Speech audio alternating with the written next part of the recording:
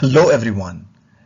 In this session of CCNA series, I will discuss about a routing protocol called OSPF and its basic concepts. OSPF, also known as Open Shortest Path First Protocol, one of the most widely used interior gateway protocols in IP networking. OSPF is a link state routing protocol.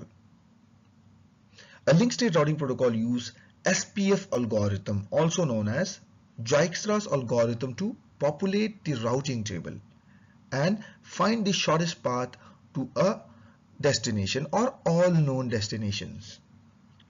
So link state protocols are like your navigation system.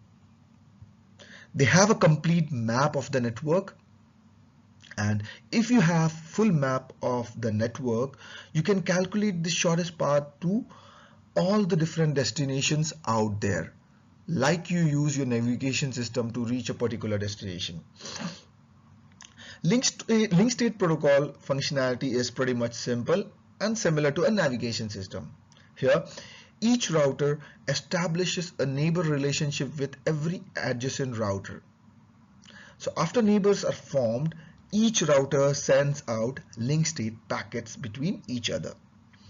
So each router, after sharing the link state packet, they will store a copy of all those packets in a topological database. Okay, the database on all the routers should be identical. That is the main, key concept of OSPF or link state protocol. The link state database describes the graph of the internetwork from this topological database. And using Dijkstra's or SPF algorithm, each router calculates the shortest path to each network. And then once the shortest path is found, it enters this information into the routing table. So this is how the link state protocol operates. So OSPF uses cost as its metric. So when I say metric, a routing protocol may occasionally discover multiple paths to the same destination. So the routing protocol must be able to determine and identify the available options to select the best possible path. And this is accomplished by using routing metrics. If you see, there are two paths available from a source to a destination. So path 1 through router R1 and path 2 through router R3. So a routing protocol should be able to identify which path is the best path. This is where the metric comes into the picture. So routing protocols choose the best route to reach a subnet by choosing the route with the lowest metric. Okay, so every protocol uses its own metric, but the OSPF calculates the shortest path to a network by analyzing the cost of the route. As I said, OSPF metric is equal to cost. So OSPF, the cost value is derived from the bandwidth values in the path.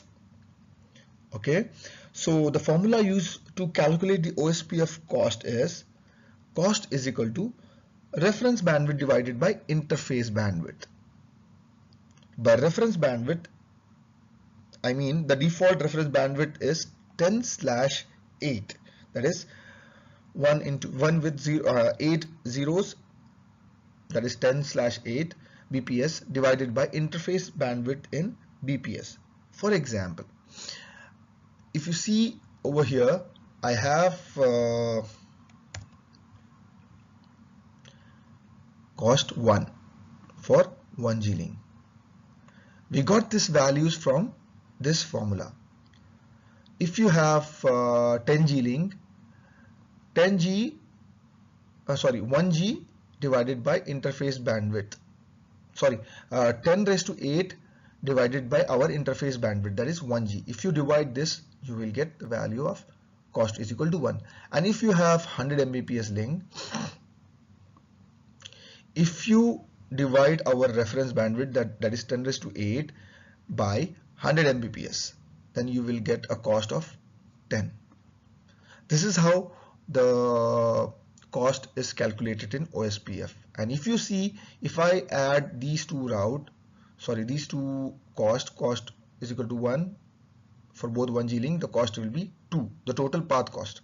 And if I take this path, the cost will be 11. So obviously the preferred path will be this one. This is how the metric helps us to find the best path.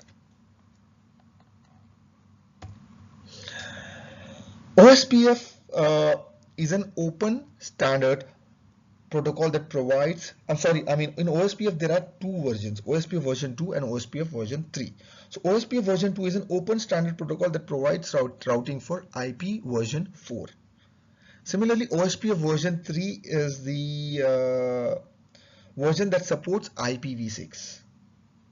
So these are the two different versions in OSPF. And there is only one downside that is regarding the OSPF, is that it is more CPU intensive than a distance vector routing protocol.